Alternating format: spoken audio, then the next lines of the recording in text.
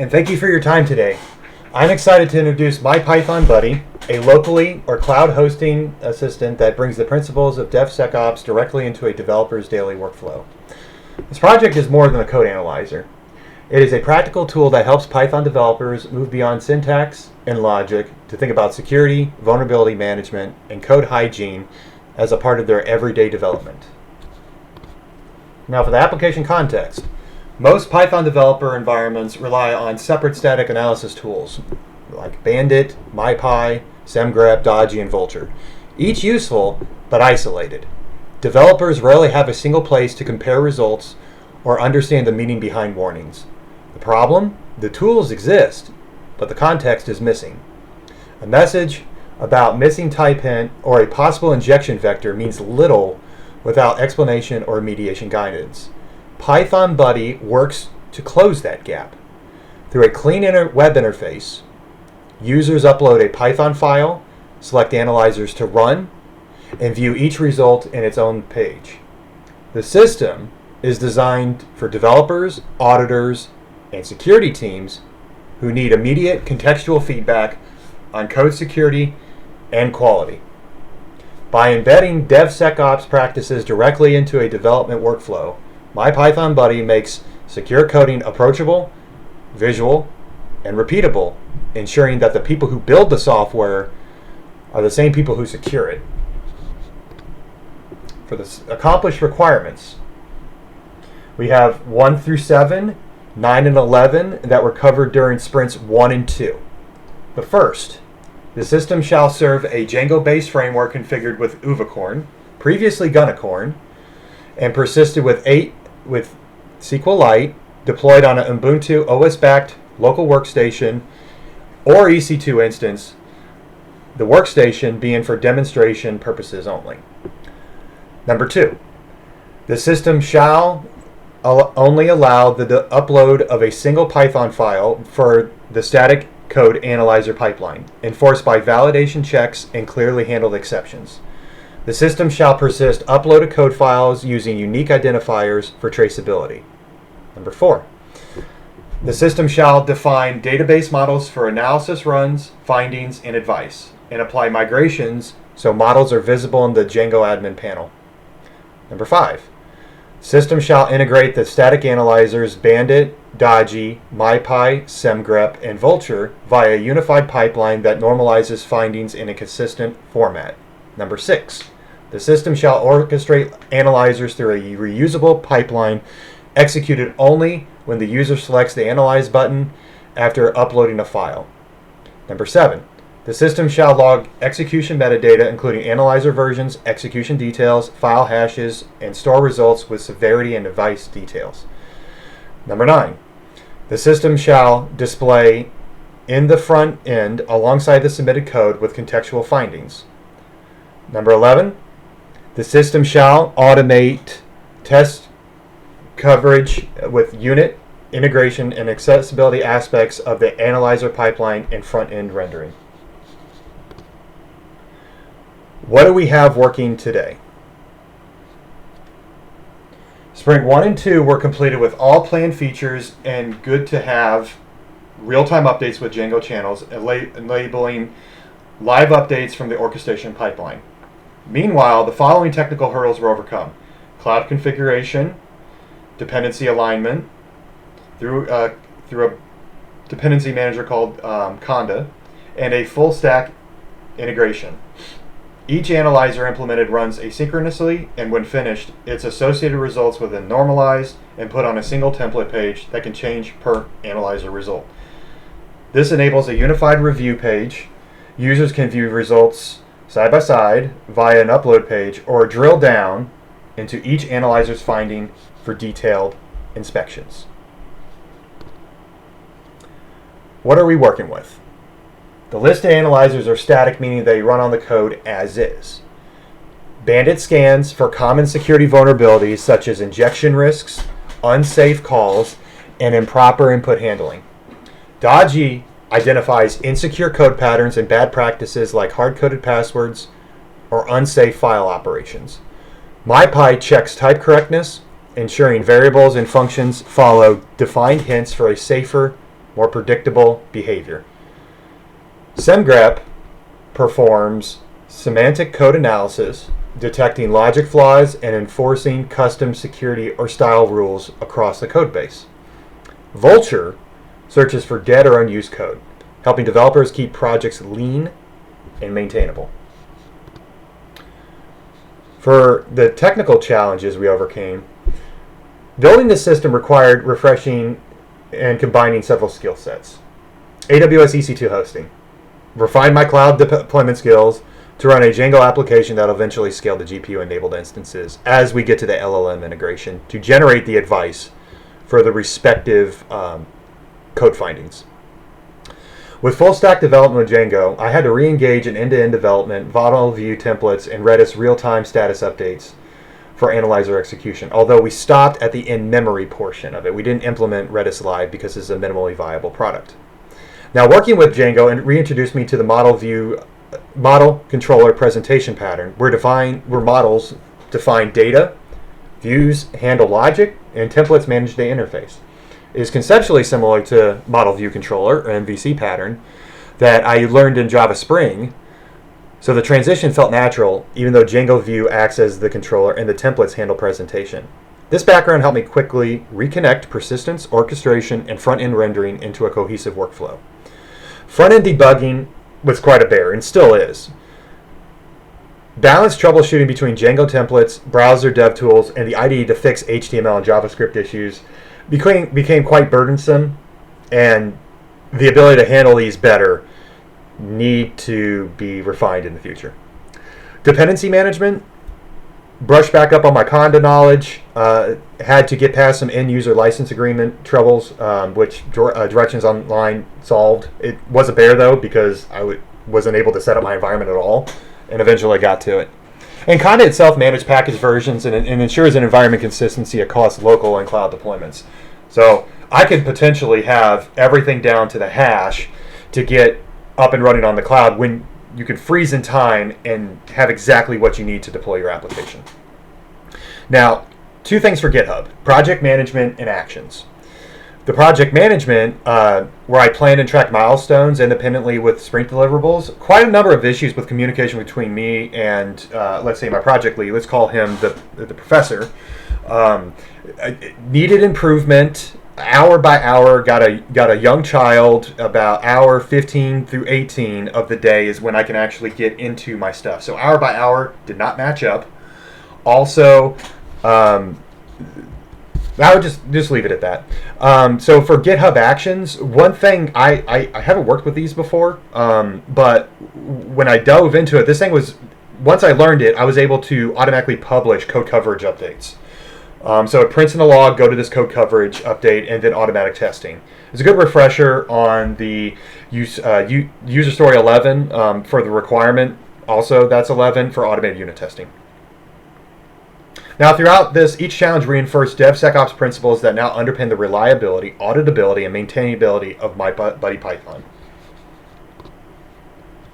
Now, what's next? We're going to shift from raw analysis to a more intelligent, perhaps interactive conversation between the user and the large language model that we're going to train and implement. My goal for the users is to see the following. Now, instead of only seeing SQL injection risk, a user will read, this variable is concatenated into a query, parameterize it to prevent injection. That level of context turns my Python buddy from a static scanner into a coding mentor that builds stronger, secure development habits. The farthest reach goal is to have a level of interactivity where one can follow up with the LLM for clarification or next steps for the code. So picture this. You have, and I'll go over this in my demo. You have your code results. Lean back, close your eyes, and say, okay, what do I want to see in an end user interface where I'm seeing the metadata for the run? I see my findings table. I see my close to an IDE. I got close to it. I didn't get exactly. So you have your code laid out, and then at the bottom or in another applicable side, we have the simplest user face that I can think of as Google. You just have your Google up, and you type your question, and we can even populate it saying, hey, greetings. You are currently looking at Vulture, or you're currently looking at Bandit, etc. How may I help you?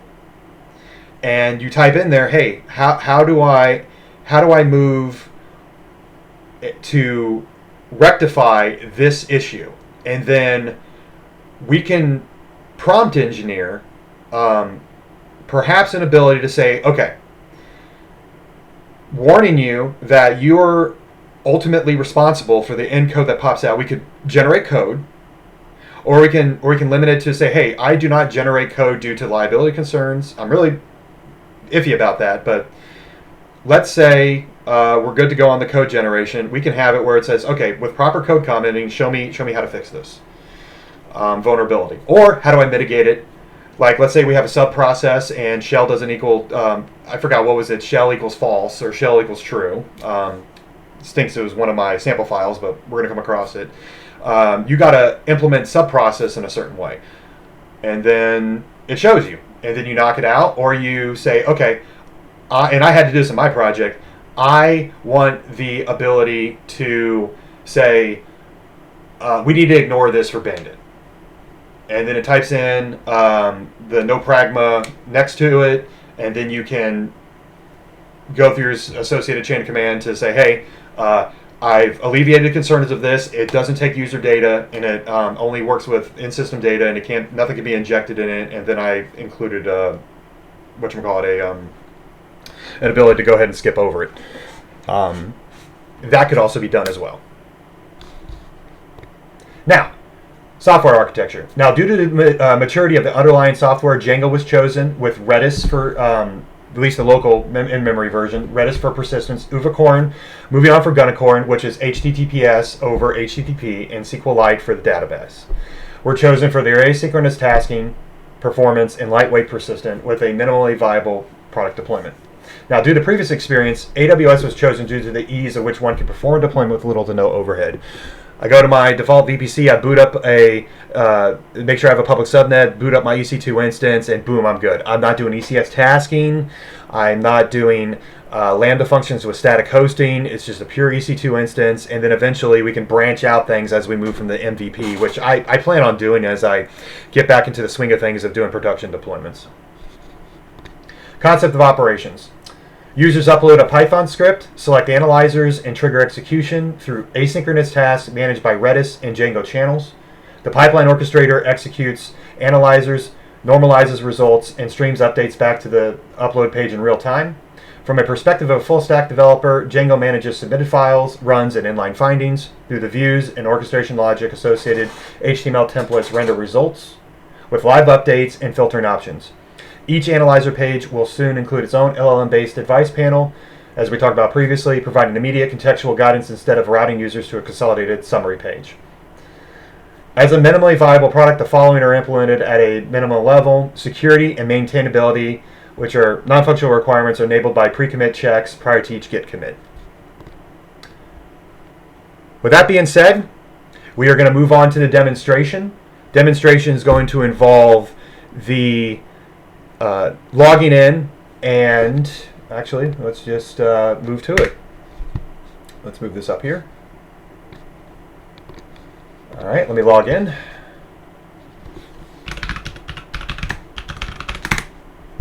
All right, so one thing I loved about Django is it handled a lot of the things, logging in, administration of models, and Uvicorns helped me with my HTTPS hosting, so I could focus specifically on technology or implementation functionality. So I'm going to go ahead and log in as an admin. All right, simple page. So we will now go through one at a time for our analyzers. Let's start with Bandit. So, Bandit, I have a test, analyze, pick our analysis, boom, done. Let's see here. Okay, now that we completed analysis, let's dive into it. We see that let's see here. Okay, so on here we have, go to this. Okay, so let's go from top to bottom. Analyze the results for Bandit. we can open up the documentation. We have the status, we have our file, and we have the number of findings, start and completion date, and our findings table. Of note here, you see that the table was kind of discombobulated. I don't consider that too much of a bug, but that does need to be addressed when you first load the page. But with each one of these, we have a custom sort from here because alphabetical does not match what we're looking at. So we got low, medium, and high. It needs to be sorted as such. We also have critical, and we have dodgy, and we have error, which way MyPy checks stuff. So we sort through severity. We got that. Rule ID, we can sort by that as well. Simple sorting for the rest of the entries. Now, as we go through this, let's go to, let's see here, use of exec detected. Boom. This thing color codes and approximates. That's what I was saying with the IDE level kind of setup I have. The spacing was quite a bear to get going. So this is about the best I can do without like a professional person coming in and saying, hey, here's how you reduce the spacing, etc. This actually looked a lot worse when I started. But you click each of these, you can go exactly to where you need to go on here. So let's see here. The point of this presentation is not to go into the security findings, but just to show the overall functionality. Now let's do another one. Let's go to Vulture. Upload, analyze, Vulture. All right. All the way over. Now, we see unused variable. Oh, and also of note, this file is a code comment that states, let's see here. Oh, okay. So we see that bandit can also be triggered in here. Let me see if I can find that in my notes. Let's see here. Oh, okay. Never mind on that. I was out of date on my notes. So let's go back to the upload page after we go to our sorting mechanism. As you can see, C comes before H and M, but it's on the other side of things, so that's how we got our sorting function. And also we have our documents as well. And it looks like Vulture's documentation needs to be updated. It worked before. That's a little frustrating. Okay. So we got that. Check, check. Okay. We're going to go through the other three files. Dodgy. Okay, Dodgy is processed. Let's go to MyPy.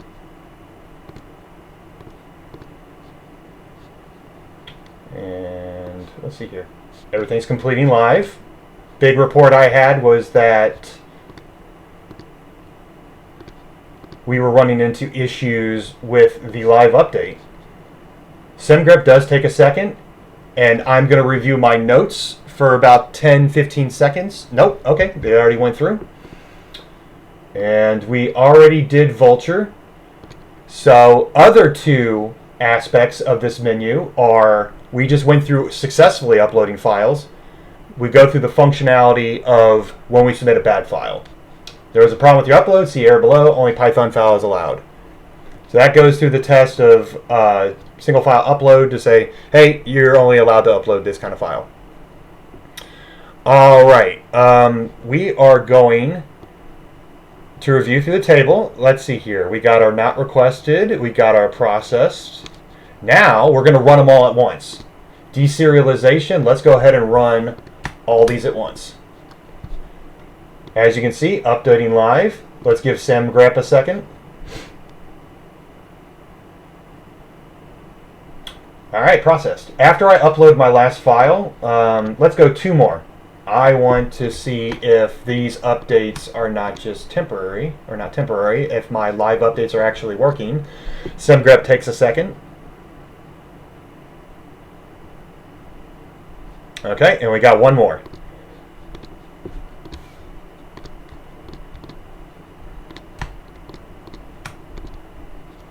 Okay, let's see here. Go through everything. And one more aspect that we're going to test after we see this is we're going to rerun a file. Let's rerun Dodgy. dodgy file already exists in the table. Do you want to reanalyze it? Yes, I do. So with dodgy, I want to go ahead and run all of them. And it lets me.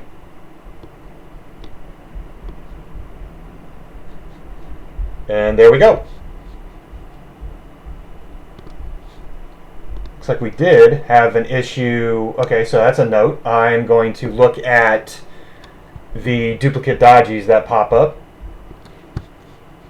Okay, I'm going to take that note here. Everything else seems to be working okay. All right, so since we did that, we went over the sorting functionality. Let's see here. We did the code line. All right. Let me show you where I want to do the LLM advice. So let me see. Let's see here. Audit eval. Okay. The advice statement is probably going to go either to the left or right, or I'll have this the two centered, so that you can sit down and type in your advice, your questions, and then get your advice. More to come on that in the next demo. All right, one more thing to test is our administration. Got our submitted files, and I want to wipe the menu. Delete submitted files. Oh, whoops, here we go. Delete submitted files, go. Boom. And all of our files are gone. That's one of the demonstrations. We can do bandit, upload, analyze. Let's see here, bandit. All right. Let's go to admin one more time. We already did the submitted files, runs. We have bandit. We look at the metadata here. We can see all of our metadata. Let's see here. Can I actually... All right. Can we delete a finding? Medium B102. Let's delete that finding. Let's go back to our page. B102. Let's see here. All right. Runs. Oh, okay. And it went ahead and deleted it. Let's see here. Go through that. Let's upload it one more time.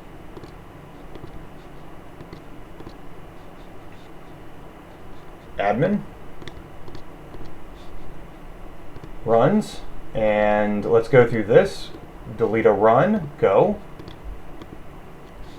All right. All right. And then we have the ability to still run things, and then we can go back and run it again. There we go. So I do need to fix the findings deletion process on there. All right. So go back to that, and that concludes the demonstration of the application itself. Now for the testing. Let's minimize this menu, or go to this. Okay. So during sprints 1 and 2, I focused quite a lot of the effort into the functionality and piecemeal testing of different aspects of the code. We currently stand at a good percentage of the code being tested, as we will see when we get to the code coverage report that is automatically hosted within each push. Now, I have 33 tests encompassing 51 methods. I need time in the future to assemble a formal testing report, so we're going to go through piecemeal functionality of the application. Now, for the unit testing is the foundation of reliable software. It ensures every building block of the application works as intended before being combined with the others. By catching small issues early, we avoid compounding problems later in integration or deployment. Now, this process keeps our core predictable, consistent, and easy to maintain. For the unit tests that I did, let's go to the traceability matrix. We went through, let me minimize this. Okay, so what we went through, go to, instead of the split editor, I'll go to this. Now we see everything. So I got unit tests. All the unit testing was mostly with user story 11, because that was automated unit tests. And we went through our upload views, our pre-commit hook, changing our password, and then we have many different aspects of the file view. but it tested the JSON responses, input filing handling. Is it saved properly? Is it persisted properly? Can I remove and delete stuff from the database? And then we have the file pathway is saying, hey, we upload a file. We have a taskings that pick and execute a separate thread for each analyzer. And then we have our analyzer itself. We have to test clean files, vulnerable files, test and get it so that we have specific results matched up as they're supposed to be within those ringer tests. So we have bandit ringer test, dodgy, MyPy, semgrep, and vulture. Those all have their own respective dictionary JSONs, and it has to run through the analyzer and output exactly as we have against those files. That covers the unit testing. Now, the user acceptance testing is going through putting the software in the hands of the ultimate judge, the user. It ensures that the system not only meets the functional expectations, but also feels intuitive and trustworthy. This phase is about confidence, confirming that the final product behaves as promised and provides real value. It's the final bridge between engineering assurance and user satisfaction. As you can see, we almost got there with this demonstration of the MVP. Two things are going to be addressed by week's end. It was missed for this presentation. I'll take the dings, but it was the appearance of double dodgies on our main menu, and it was the inline findings. When I deleted it, it deleted the run. So what I have to do is I'll look at this tonight and tomorrow, and I will get commits in the respective in the analyzer scaffolding branch, and then I will check the user acceptance testing to see if we got it to where I walk through that. And what it'll probably be is a new user acceptance test, and we will put user acceptance test 401, and we'll probably look at it to see if we can add to that, or we will have a UAT-04-02, and it'll be the logging onto the menu and running a file, and then it'll be delete a submitted file, or it'll be backwards to say, hey, from the run, you have your finding, delete it, doesn't affect anything, you still have the rest of the run, delete the run, it doesn't affect the submitted file, and then the submitted file, it clears everything out. That would be the plan. Now, we also have, with that, let me pause for a sec, collect my thoughts. I will go ahead and just read through the list of what we have, and I think we demonstrated most of it. Just to recall, single file Python script upload, we covered that with a clean file, or a good file and a bad file. We tested our ringer tests, and we also tested a couple files where we ran everything. There was no errors in the status update itself, going back to the dodgies, duplicate dodgies, and then, nope, that was it. All right, file persistence. File persistence was tested where we upload and we saw our respective models. We were able to delete it up to a certain point, and then we were able to clear our menu. Database models and administration, we already went through that. Analyzer integration, we showed that. There is a correction. I need to look at the documentation one more time and ensure that when we click on documentation, it pops up. So that could be a UAT 0501 extension or UAT 0502. Pipeline orchestration. When we go through and we submit a file in its respective analyzers, it goes through. We've demonstrated that. Metadata logging. For the file execution details, the hashes appear in the upload table. We covered that down. And then we have the full lifecycle through analyzer pipeline. Demonstrated that. Now, two more tests under the system test. Let's see here. System testing validates that the application behaves correctly in its full environment. It's the checkpoint where individual parts come together to form a cohesive working system. This test helps confirm that real-world conditions, networking, configurations, and dependencies all align and deliver a seamless experience. It's about proving that the system doesn't just work in theory, but in practice. So what we have on here for the the system testing is we have user access to the application and super user access to the application. One thing that I don't think we tested, and let me see if I'll put this on here. This is going to become more prevalent. Okay. So one of the endpoints on here was to check the, and I can zoom in, is to check the health of the application. This is just a sample print. We haven't even published, I think we'll get to the end of this project by the time we publish version 1 for major. Because I am a DevSecOps person, I do not publish software. So what we'll probably do is when I exit this project and start working on it for real, we will start with 1, we'll do bug fixes, and then we'll do our minor updates. But with the health of the version, expansion for our NVIDIA graphics card, we're not going to do AMD, and we're not going to do Intel. It can be done. I've done it in the past. It is way too big of a pain. So what we're going to do is everything regarding the health of this application will be put in this Health Z extension. Let's see here. What else we got? Okay, in conclusion, so far, all these tests have passed. When we go to the code coverage, let's see here. Do we have the code coverage next? Let's see here. Let me collect my thoughts for a second. Okay, so just to reiterate, all the tests on here have passed. We found during the scope of this presentation a few bugs that require fixing. It hasn't broken any major functionality. We still get our files scanned, real-time updates. Oh, and by the way, the real-time updates were fixed via the ability to, and I could probably even, I'm probably even look at it. It said don't go in the code, but I'm going to go in the code for this one thing. So let's go ahead and bring this up. I didn't know you can move icons around. That's weird. Okay, so let's go to documentation, base application, taskings. All right, this is what took me 2 weeks to figure out. And also, apparently random's not secure, so I used my own bandit scanner to find that setting up random did not work as well. We have between, and let's see here, 05 and 06. Okay, I'm going to have to fix that in my weekly. That'll also be something I fixed. Okay, so what happens here is I staggered the time. What was happening is MyPy, Bandit, Dodgy were completing too quickly.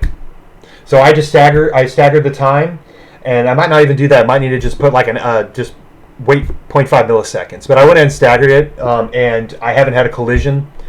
And I haven't, I think it wasn't actually a collision issue. I think it was the fact that it was finishing too quickly. It was completed, and then the completed got done before the requested. But that is a subject for a production and beyond the scope of a minimally viable product. I spent way too much time as it is based on curiosity and thinking I could actually knock it out past what it is. Simplest solution is always the best. Okay. All right, we are going to the code coverage report. So let's go ahead and go down to here. I'm going to go to GitHub Actions. I'm going to click on this, and then I'm going to bring this down. All right, view code coverage report. I have a link we can click on. Scroll all the way to the bottom.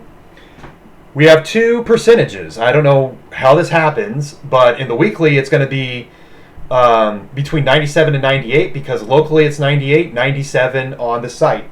So I'm going to publish the one that I have the picture on. But what we're looking at is 97% code coverage. The other big issue I've had with Django is that it is, I think, what was that, MCP instead of MVC.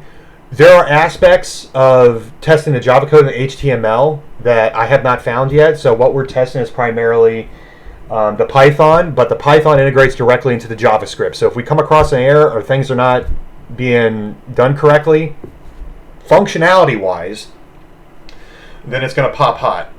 What you saw with the dodgies and the models were what I need to have created to test on there, and that's user acceptance tests. Those are, I always do those manually. I have seen an application that functions where it programmatically walks through stuff. Not in my wheelhouse. I'm not a front-end developer. I thought it was Cucumber. Celery and Redis are persistence applications, but I could have sworn it was Cucumber. And I'm not even sure if it's integrated with Django.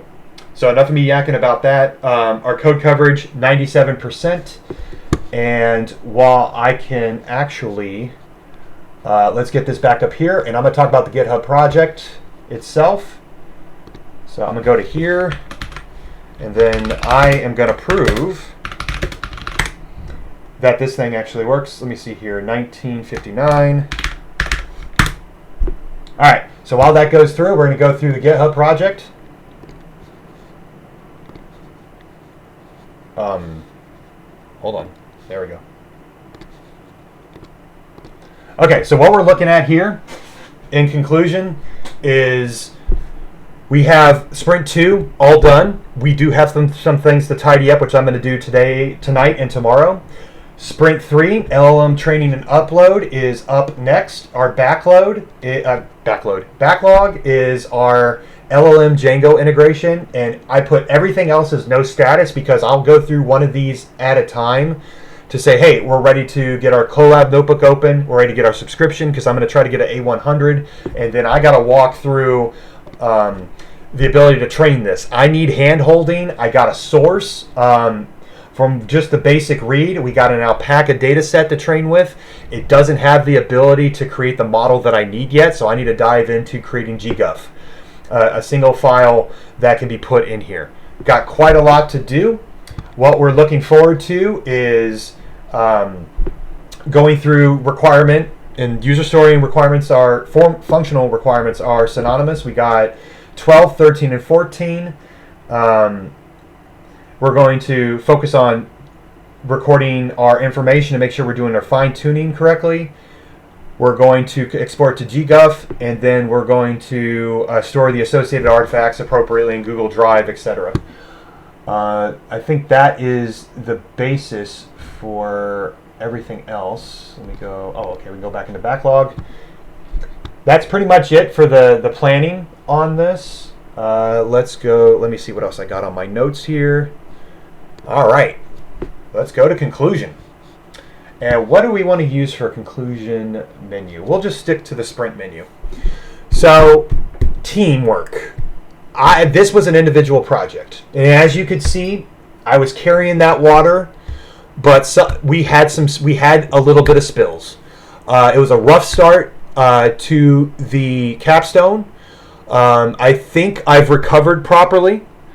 Got in contact with Professor numerous times. Thank you. As you're watching this, thank you for your cooperation. It has been quite rough with a little kid, one bloodshot eye, working, like I said, hour 15 through 18 to get this project up and running. The burden for completing the project experience and associated documentation was a lot to take on. I ended up overloading myself. I am an extreme programmer, not by want. It is by desire to stay employed and the way the government works. So transitioning to the agile mode, the way I'm looking at things, I've never had this done in front of me. And you could probably see it in hours estimation. I will put 4 hours for something. It'll take me 1 hour. I ain't going to change a thing. Because next day it'll be a 1 hour task and it'll take me 5 hours. The task in regards to process deconfliction, where it was just completing too quickly, and I have yet to prove myself wrong with that, and pass the MVP when I process. And I think if I'm looking at the alpaca data set, I can do mass processing to test how well this application works based on that data set. But that will be out of the scope of this project. But I feel like I've come a long way, and using GitHub to manage my stuff, communication with the professor, and getting something online. By myself, the peer review would be nice if I could go through this again with this exact same project with people willing to work with me. But can't redo things. And I look forward to finishing my second master's and being done with it for now, until I'm done having kids. Now to dive into something that went well. Now, what really went well for the second sprint was everything coming together. It didn't look good on the first sprint because I just went and started doing everything. User stories were mixed up. Going back to the ding on myself, the user stories were completely imbalanced. I ended up doing almost everything at once and then not reporting it, needing to. But it came together. We have a functioning application. We just have a few spills. We need to fix those spills and bugs. The documentation I have, and I can bring back up my PyCharm. Let's go ahead and minimize this. Let's go ahead and go back to PyCharm. And for the formal testing report, I can just go in here, and I might even be able to programmatically create a test document from all of my markdowns. Of which we just look at this as boom, user documentation ready to go, and it's easily updated. I've actually had to do several commits on analyzer taskings, etc., and I was able to get in here, and I even have the ability to go, okay, what was I looking at? Okay, so this is this file. The class is here. Okay, I go to that class, I figure out what's being tested. Boom. These can probably be done better, but this is really good for what we're for one person looking to get things done quickly. Let's see here. I just want to end on what went well. It was done in my head, and Kentucky windage was exercised to an nth degree. And with future Agile, including scaled Agile, I think it's SAFE, it's called, I think I'm prepared to take those on, because what I do is I will either do the wireframes, or with the ability of such functionality programs such as Django, bring it up and running, do test prints. And that's where we didn't really see this come in. Test prints, I brought up the user interface and I tested it. I'm a hands-on person. If the professional requirements are otherwise, I will drag up the wire diagrams. But I'll just state the person, I'm not a front-end expert. I'm not going to get on Figma unless I'm allowed to, and I'm given enough time, or other interface mechanisms to get things up and running. So it's in my head, translating it seemed to have, in conclusion, worked pretty well. Let's see here. Let me collect my thoughts. Now, what was really challenging was getting the code to function as intended. It was in my head, and getting it to that was quite hard. But once it did, the ease of which I set up my taskings to cascade changes, once I got Bandit up and running, it was a lot of copying and pasting. That in and of itself created some problems, because if you have a bug, of which you saw a few, I fixed quite a lot. I had to cascade those changes all the way down. So not only do you have those duplication of effort, I had to fix that. Now we're working on that, in that we will have, like, let's say, the sample HTML and JavaScript. We have a list, we have Bandit, etc. in a list, and then we iterate through it, then we do exactly what we need to do. Let me see here. The most challenging to implement was MyPy, because I went on a wild goose chase trying to get the sub-processing work, among other things, when in fact it was just processing too fast. And I was even working on executing segregated execution spaces. I think I got this right, but when we move into production, I'm gonna overload this thing to see if we are not getting race conditions, among some other things. I think I need a minimum of like 100 to 1,000 files processing at once, which I have a beefy desktop here. I don't think I'll need the cloud for that, and we're gonna figure out if we actually needed to do that. But that was challenging. Let's see here. The analysis results page of what you looked at, where you saw the metadata findings and then the code, that was really challenging. The custom sorting was annoying, but the ability to click on a row and it go into that, that was front end kung fu. That was pretty challenging. Let me see here, and what else? Now, what helped me out through all this? Django. I was able to have an apparatus where I could log in, do model management, and through the tools I implemented, actually use that to help me correct things and help me keep clean. The dev tools, Stack Overflow, Google, and let's see here. I use the Brave browser for the console logging, and then the one thing of which I do when I have a lot of code is the ungodly amount of print statements.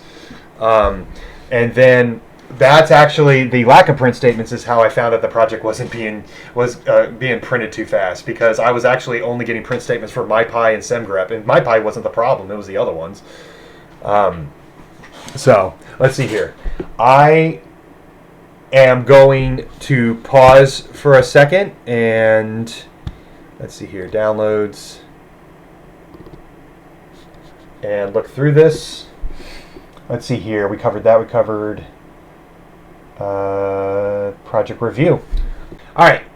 I saw that looking over the requirements, I missed code velocity, code frequency, at least explicit talking to it. And we're going to look at our burn down chart that is a part of the assessment I've recently turned in. So development started by creating and refining database models and quickly expanded into the analyzer integration. So we had our models themselves and file upload handling kind of originally established. And now we're filling out the analyzers, of which we did the integration, documentation, and testing coverage. Within 2 weeks, pretty much all 5 analyzers were implemented. Added bonus of Django channels to replace our polling, so we're not actively always querying against the web page, even though there's nothing happening. And the real-time updates were finally quote-unquote fixed with the time staggering, and were added to the web interface. Now, continuous refinements following unit and acceptance tests, code comments, and user interface policing showed kind of a steady drop, what do you call that, a steady drip of continuous activity, progressing more to improved, if not completely meeting the requirement functionality. And that happened nearly every day. Let's see here. By mid-October, the focus shifted to debugging, the MyPy fixes, which kind of bled into everything else, code coverage improvements. We stuck around 94, 95% at the beginning. Now we're at 97, or depending on what you look at, 98. And closing gaps in the traceability matrix, of which when I turned in this report, I saw that I did not have timestamps, so I put that on there. And then the pace of which, as you can see, will go all the way down to, let's see here, October 3rd, because we were starting at September 29th. So let's go through. We just had a steady trickle of updates. Sometimes what I would do is when I had something working, I just consistently kept putting it in, even though, let's say I was all done for the night, I would make 5 commits to say, specifically these things were done, because we had some nights where we just had a surge of activity, or if it met an overall topic, we would put it in there. Let's see here. I think that covers it. Let me collect my thoughts for a minute. All right. Well, thank you for this addendum. This will get edited towards the end. This has been my Python buddy. I appreciate your time, and thank you.